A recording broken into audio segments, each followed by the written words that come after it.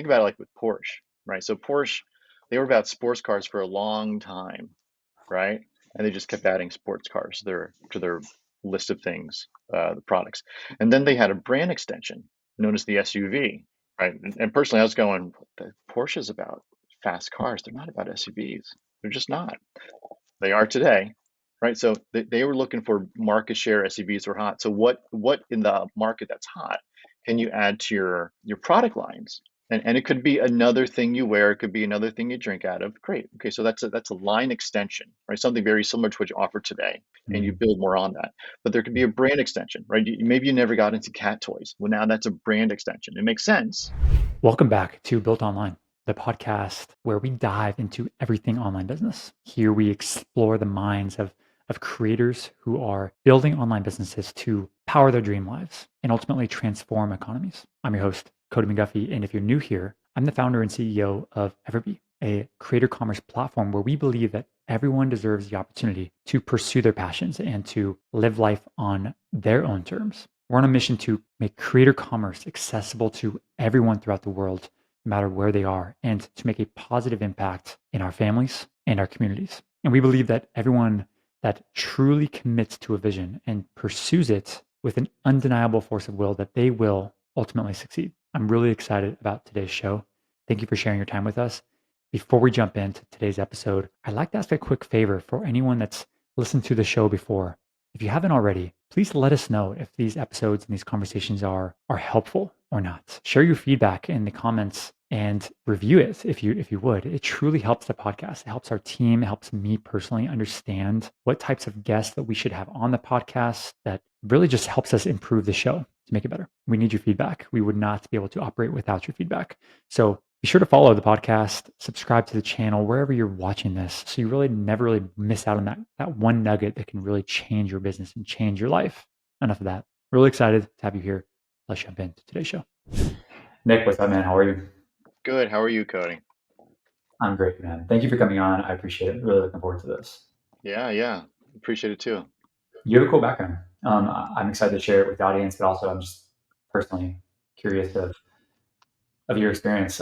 You are the CEO of Optics, which is digital marketing agency from specializing in SEO. Is that correct?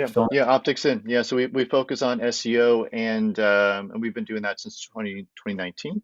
I've been in the SEO space since 2003. You're doing SEO. If you're touching a website, you're doing SEO, right? So I was doing SEO before I was even doing SEO, right? Um, and and like I said, we launched in 2019 and and and in that time frame between 2019 and today, probably year three, we started to build our own websites, own and operated websites in WordPress. And at the same time, we were getting referrals from a web design company um, that people would build their own. They would just get these brand new websites for 7, 10, 15. I don't know how much. I don't know how much it was. Um, and then the request was they want SEO, and it always felt a little funny to go back to this brand new website, right? And start to pick it apart because that's our starting point is can this site technically support content and links? If you buy $1 worth of content, are you going to get $1 worth of value, or is the site going to be able only to provide 60 cents or 80 cents, right? So we always go to the website, and that just felt funny to us. So we started to just go, well, why don't we just start offering work? We're already doing it for ourselves. Let's just build WordPress websites for other folks. And out of the gate, we know the SEO of it, right? So we're not just building a website, we're building a search-friendly SEO website with WordPress. So those are the two lanes that we're in today. Beautiful. And we've never had anybody, I don't believe, on the podcast specifically talking about SEO as like the big category. We've talked about Etsy SEO. We've talked about like Amazon SEO, which Yeah, are different. I think yeah. SEO. And I'd like to, for anyone to listening to this, walk away with what is SEO? Uh, does it matter for me if I sell on Amazon, Etsy? Does it only matter to me if I have a website? And then how do I actually understand the opportunity? Like, okay, got it. Should I do SEO? Nick says I should. but like, what does that translate to dollars wise or traffic? Like, what's a good outcome for folks on SEO? How do I understand the why behind all of it? Is kind of hopefully what we can take away after this conversation. Yeah, yeah. Thank you for the framework. It's fantastic. So I would start with, whatever's working for you today is working for you today, right? If that's assuming it's working for you, like keep on going, maximize whatever you're doing, be it Amazon, Etsy, whatever. Um, and and here's I think where it comes down to, and unfortunately we see this every once in a while. Like everything is okay, it's okay, it's okay until it's not okay, right? Mhm. So it's and so let's just say Facebook, Instagram, any platform that's not your website, where all of a sudden like you get banned from Facebook or Instagram, or it goes missing, or whatever. It's not your website, right? That's your community on their website, right? So our starting point is always your website, right? So that's what I mean when I say, like, if Etsy's working great, like go do all the things on Etsy, go do all the things on Amazon, but let's not ignore our own website, because something can happen. Amazon can say, cheapest product wins, highest ratings wins, and you're not that. And that could be a huge dent in your bottom line, right? Completely So agree. so let's make sure that the website is up to snuff and can support the business. So to stop us there for just a minute to reframe is when you are building your Etsy shop, when you're building your Amazon store, when you're building on TikTok shop, you are building in someone else's sandbox. That's right. And it's great. There's nothing wrong with this. But just understand that it's not yours and Mhm. understand it can go away as well. Now, the way that we talk about this on the podcast and just in general at EverBee is we look at like Etsy, Amazon, TikTok Shop, Facebook, whatever these things, they're sales channels. And Yes. all would go back to somehow you should have your own real estate that you own, which is your website. And doesn't mean you have to do it like in a specific order, but eventually you need your own website. And that's why we're building, as we talked about this before, like we're building our own website builder as well. Yeah. And because of this fundamental knowledge, fundamental belief of, hey, you need to control your own destiny here. Yeah. And SEO is interesting because it's kind of the same thing because people rely on Facebook ads or other strategies to scale their traffic and all this stuff. But SEO is kind of that same type of thinking of like you kind of own your own traffic in a way, like you're investing in your traffic long term. Is that the way that we should think about it? Long term, yes, right? So people, part of the reason why people don't get into SEO sooner versus later is because of the long ramp up it has, Okay. right? You start an Etsy store, you're on Etsy tomorrow. And I don't know much about Etsy, but my assumption is, correct me if I get this wrong, is that you're in the game once you build a store, especially if there's not a lot of competition, right? You can get a sale tomorrow if you build the store today. Correct. With SEO, that's not necessarily the case, right? So you're instead of thinking about, so that, like I just described, sort of like a direct response model, right? You put a dollar down, you get a dollar penny back. That's sort of that's paid search, that's advertising on Facebook. It's a lot of the digital marketing out there. The the benefit of SEO is that when you do the right things over time, it's sort of like a 401k. Like it's really not interesting for a long time, right? And then at some point you go, oh, the dollar that I've been putting into my 401k after a year, like look at that. That's sort of Mm. interesting, right? And SEO is sort of the same thing. You put the effort in, you do the right things over time, and the traffic starts to build. And once it starts to build, when you do it the right way, and assuming Google's not going to be a little thing and ragdoll your website, and we can get to what that looks like today. But for people who have good products, good services, SEO has and always will be, as far as I can tell, a valid marketing channel. If you're an Mm. affiliate, if you're a small publisher, those folks are having a hard time right now. But products and services, having a really good time, a really good time. To break down a very practical sense of SEO, for example, if anybody's listening to this right now, if you go to Google and you type in pet parent shirts or something like this, right?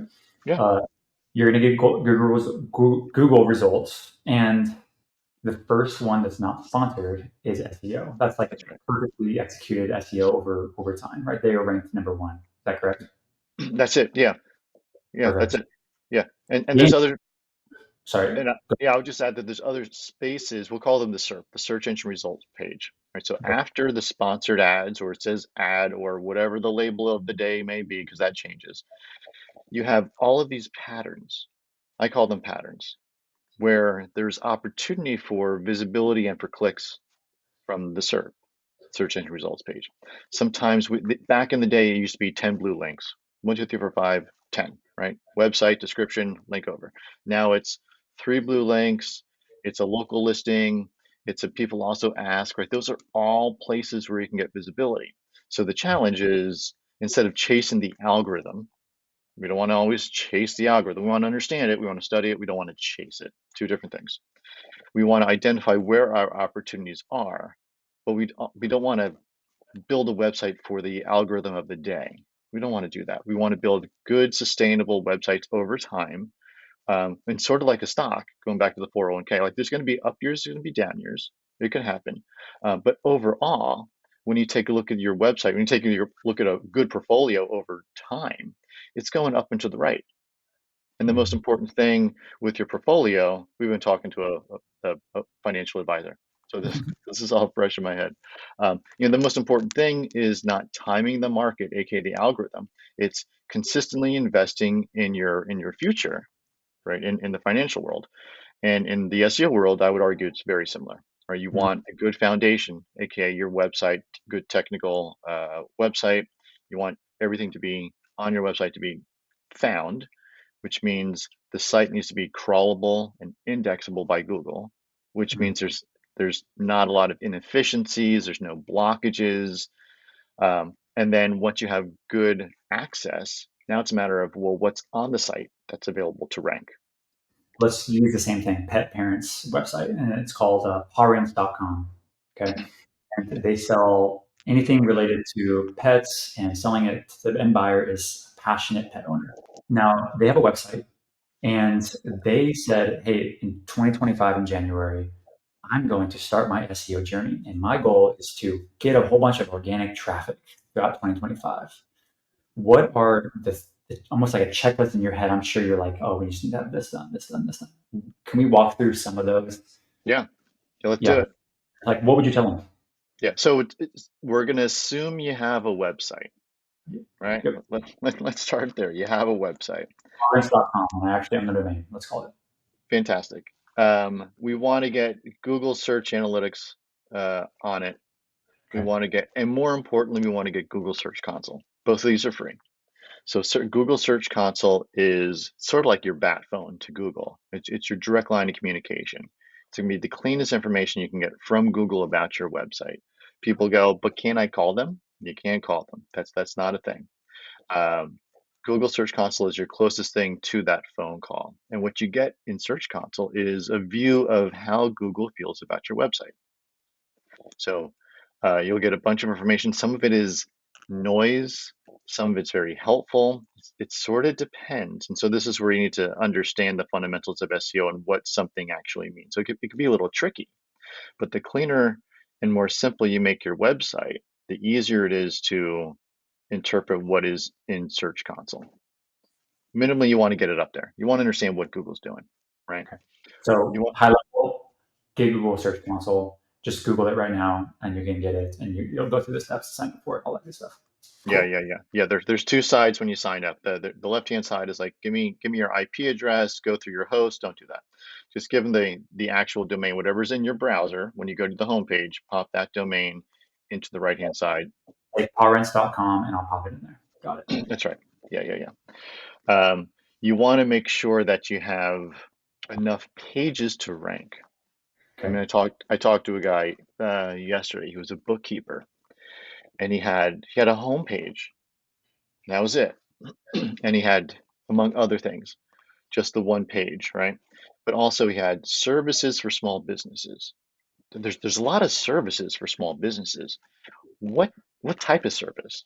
Right. So Mhm. we play the what type game frequently, which is read the copy and ask what type. The best example I have this is when I was working in insurance in the Bay Area, a car insurance company. And I was the new SEO guy working with a team of writers in another department. And my task was to get the content to be up to snuff from an SEO perspective, get the results we're talking about, right? So I got a page from John, and John knew he was a good writer. And I called John over and I said, "Hey, John, can we talk about your page?" And John was like, what are you going to tell me, SEO guy?" So we start going through the page. It's well written, well formatted, headers. It's a fantastic page. He's a good writer. But here was the problem: is that John used insurance a lot. And while we worked for an insurance company, this page was about car insurance, right? So when you say insurance, that's a category.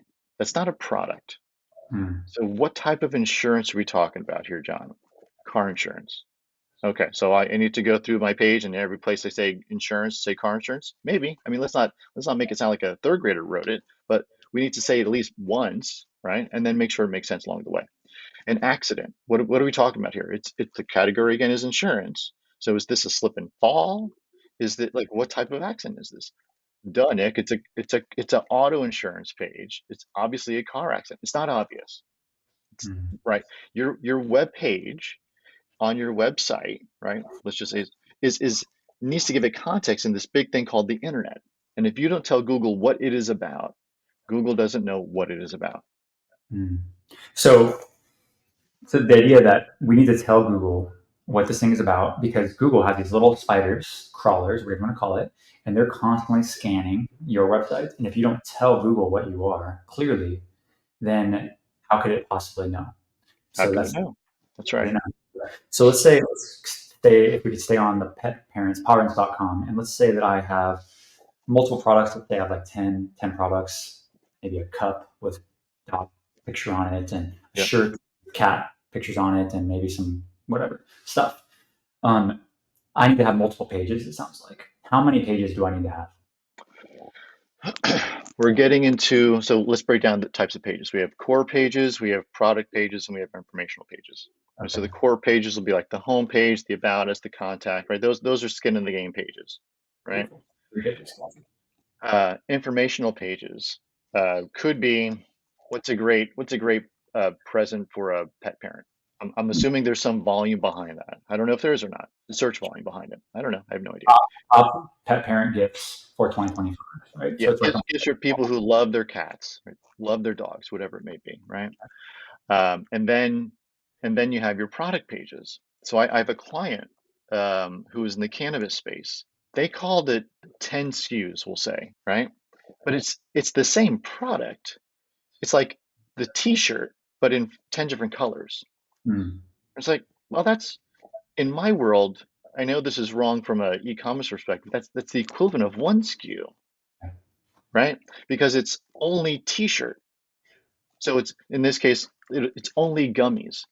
Well, what about if you know the space? What about tinctures? What about like there's a whole slew of products.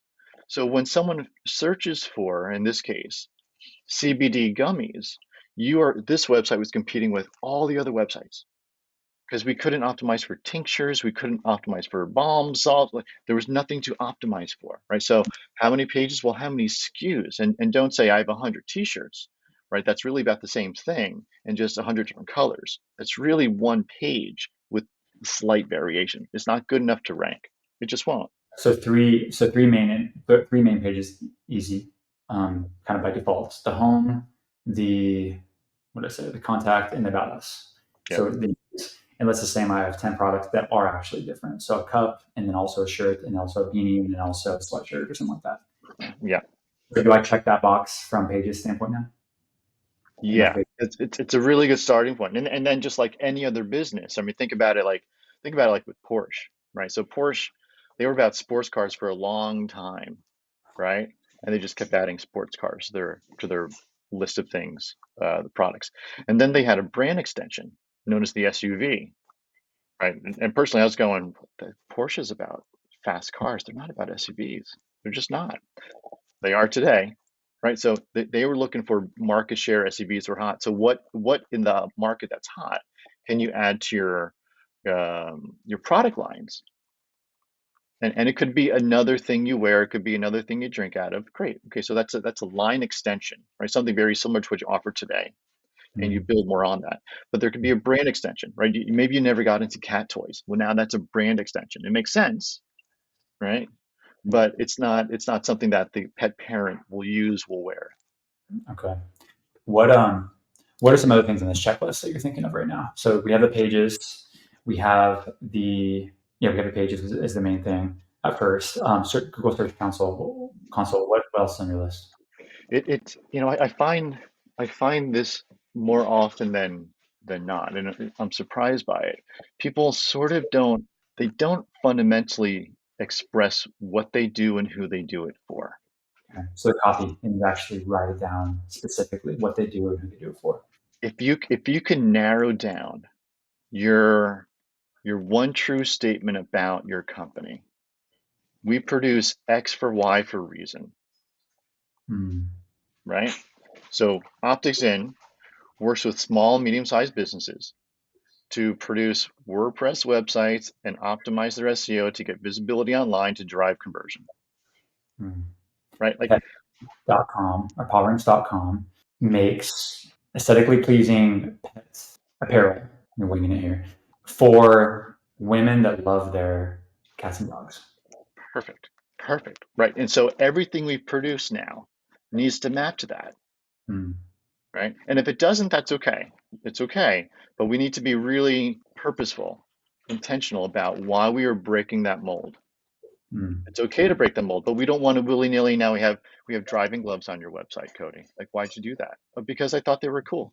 It doesn't map to what you just said, right? Like, no one wears driving gloves, and certainly pet parents, young ladies, they don't do that. In my experience with SEO, because I've had a numerous companies now with lots of traffic, paid and also earned, and all this other stuff, and owned traffic. SEO has always been like this elusive thing to me that I've never really invested time to like learn. And so that's why this conversation is so interesting to me. And you know why? For me, it's because I never understood the ROI. I never really understood like in my head, it's like, well, I do all this work, and after I do all this work, this result will happen. And for me, I don't think it's been broken down, or maybe it's my fault. Of okay, if you do all this work, and here's the opportunity, you're going to have 1 million website visitors every year organically, and like here's how this is how the math works. Like, is it possible to do that with SEO? So let's break down a couple of those things you said. So there's these things are true. The three pillars have been true for a very long time. How they get expressed has changed over time because SEOs are really good at doing this, unfortunately. They take perfectly good marketing tactics, they abuse it, and then Google has to make a change, right? But these three things that I'm about to say are what makes SEO tick. It's your technical, it's your on page, it's your off page. So the technical is, can Google crawl and access my website? Yes or no, and how efficiently? The on page is, who am I? What do I sell? And how do I express that? Mm. Do I sell small business services? You don't. No one does. Do you sell small business bookkeeping services for small business? Yes, you do. Right? The difference there. And then the third piece is offsite links from website A.com, B.com, C.com, whatever it is, that link to your site and what they say about you. Right. So I was just talking to a prospect yesterday. This person has a fantastic product, big brand, but doesn't rank for any of their products.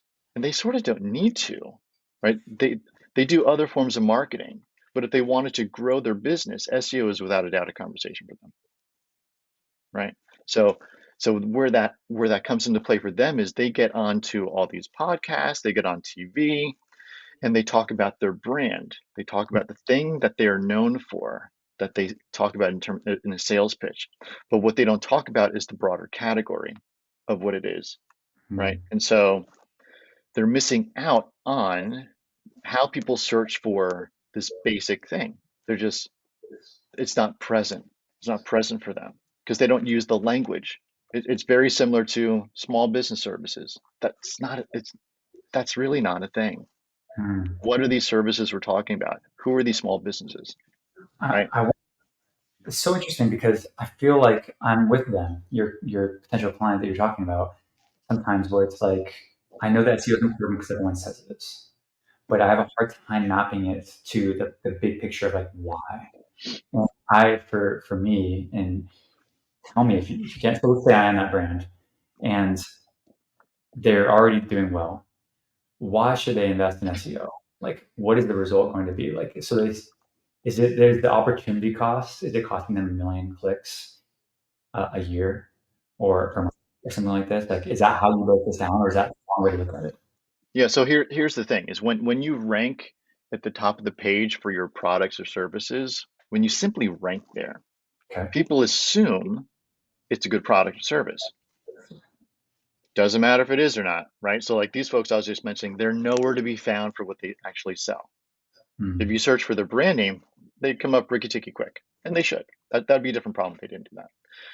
But when they're not present for the product category that they sell, right? Imagine Allstate or another car insurance company. Like when you search for insurance or car insurance, like they're not found.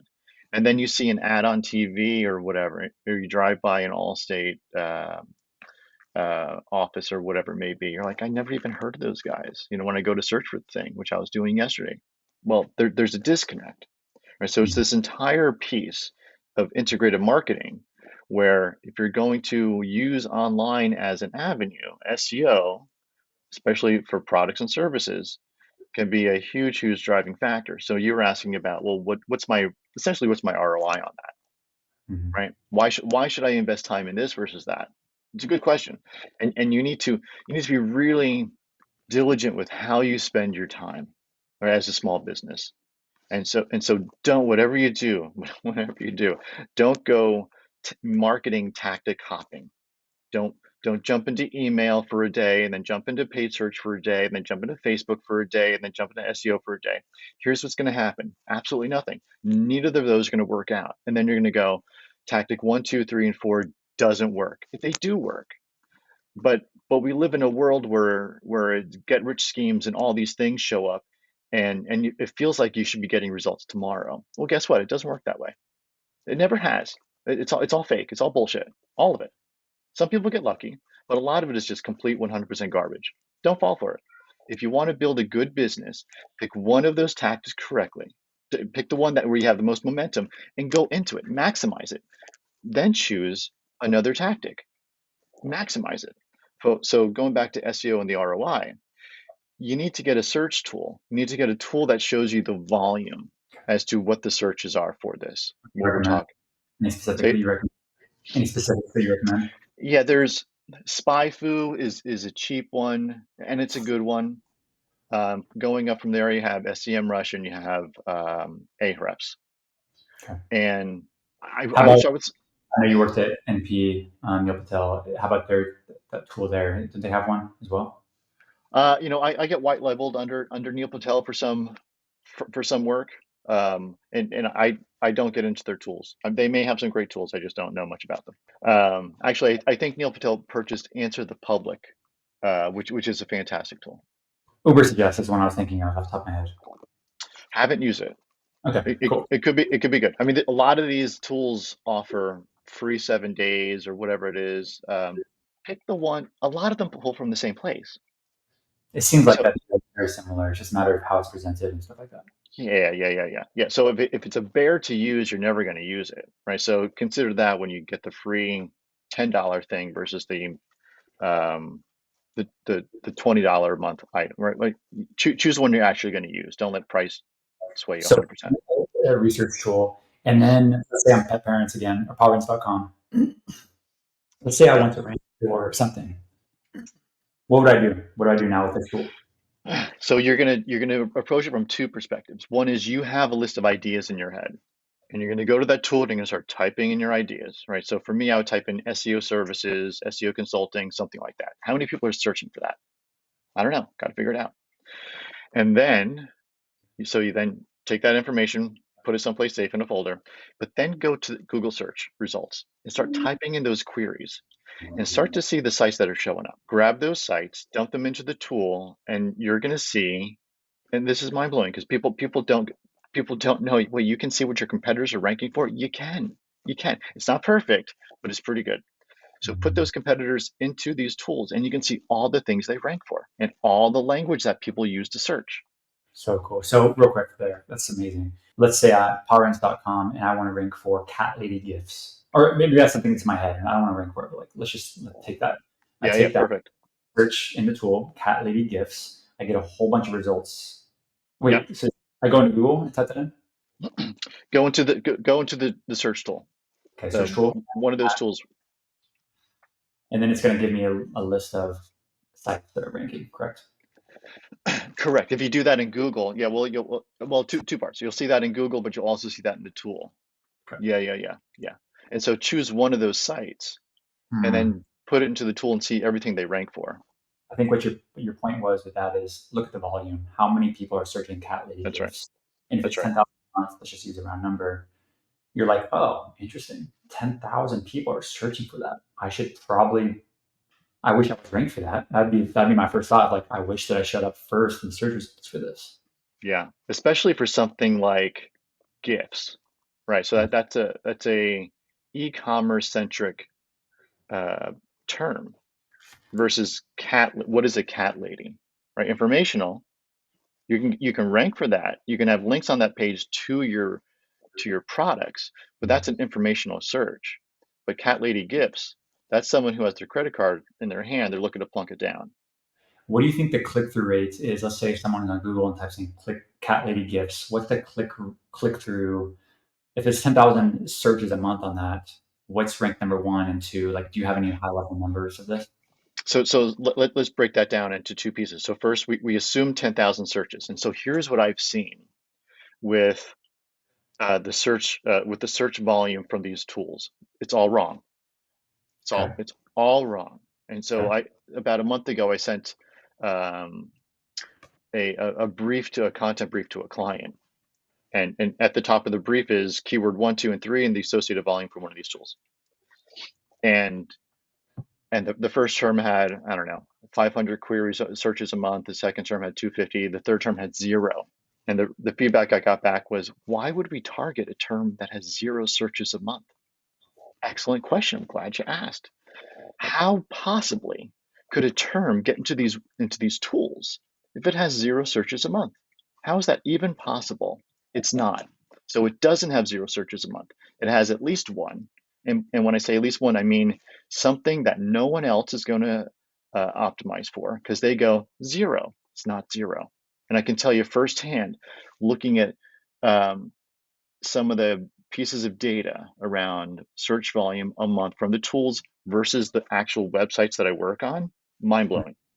I will target 0 all day long if it's relevant to my business. So if it's relevant, it doesn't really matter the volume. If it's 10,000, I don't let's say. care. I don't care about it. If it's relevant to my business, I'm optimizing for it, because people are going to go 0 and their clients are going to go 0. Hmm. It's I think that not I'm 0.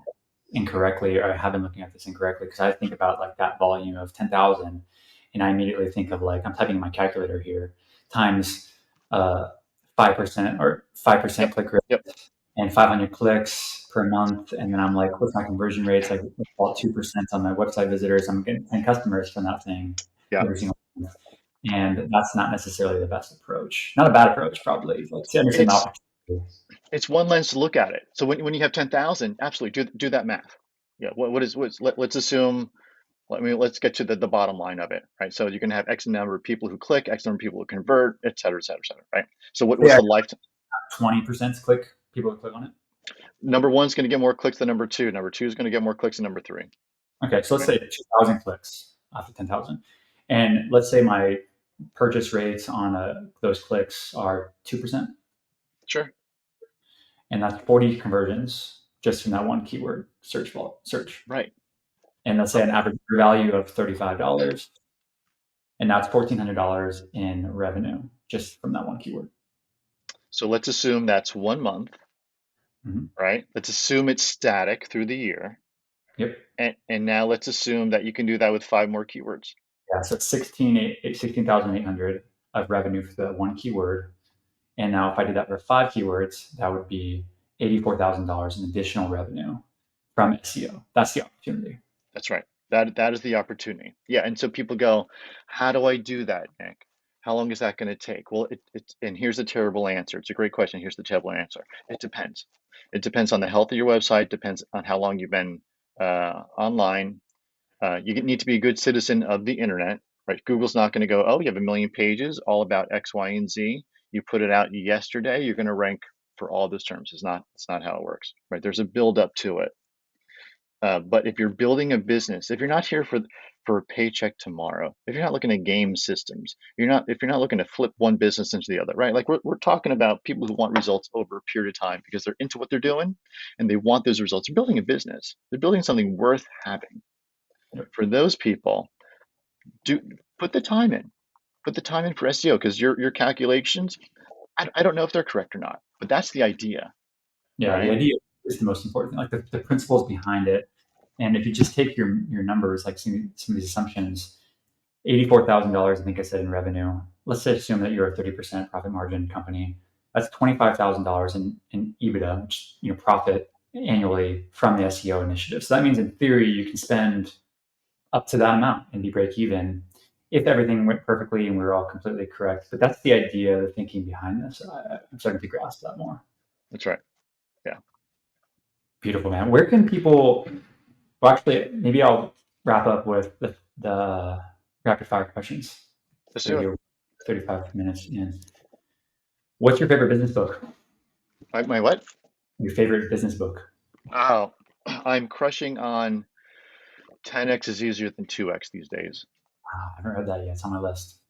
Yeah, fantastic. So it's basically like you could double your time and energy and you can get to double your revenue, or you can fundamentally change how you think and function and you can get to 10 times the amount of revenue.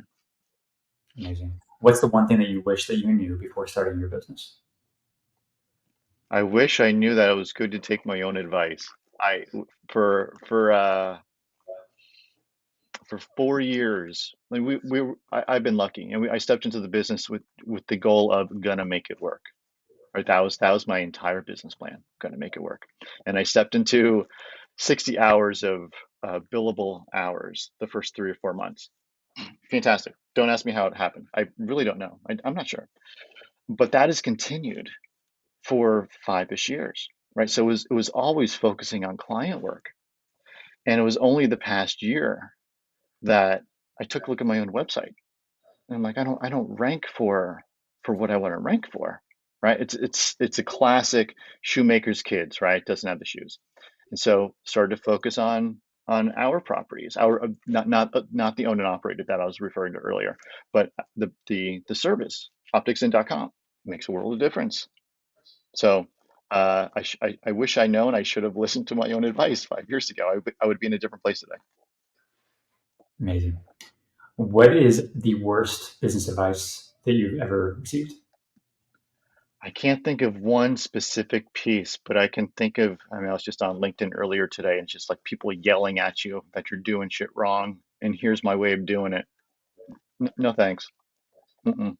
Mm, It's love that. everywhere. Yeah. If your family and your friends and customers all had to get together and write a book about you or an article about you without you being involved at all, what are some of the things that they would say about your characteristics, both positive and negative? I think my wife would say that I don't put things back in the right place, and I do that a lot. I don't close the cabinets. That I'm a decent driver. I'm not sure. I'd have to give you. I'd have to think about it a little bit more. Those are just the things that are coming to mind right now as I hear my wife getting coffee. Nice, love that. Good. It's a good mix of positive and negative in it. Do you think that everybody should be an entrepreneur or a business owner? No, I don't think a lot of people have the stomach for it. Mm-mm-mm-mm. It's, I mean, here's the lovely thing about going to school and going to that interview, and they say where you want to be in 5 years. Like it feels really, really safe. It feels like there's a path that you can navigate, and there's, like it's just over that hill. It's right over there. Except here's the thing. There's a bunch of switchbacks. It's not a straight line, and that hill just keeps on getting pushed out, right? Some of it's true, and some of it's just a lie that's been built. So, but there's a lot of safety in that lie, and so it works for enough people where the lie seems to be true. It's not always.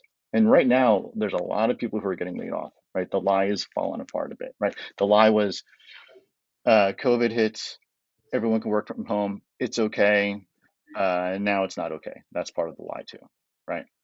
It's just what it is. I subscribed to that lie for a long time, Mm. and then I didn't. But it's a different way of operating. You need to come into it and go, there is no roadmap. What I do today may or may not work tomorrow, and most likely it is not going to work in 12 or 24 months. It just won't. Like the world is going to change. I'm going to change. My business is going to change. My customers are going to change. Things will change. But that's the exciting part of it all, right? Because you get to build the thing you want to build. You're in control. You're in the driver's seat, right? It's the classic. Uh, if you don't have a dream, someone will be happy to hire you to work for theirs, right? To build their dream.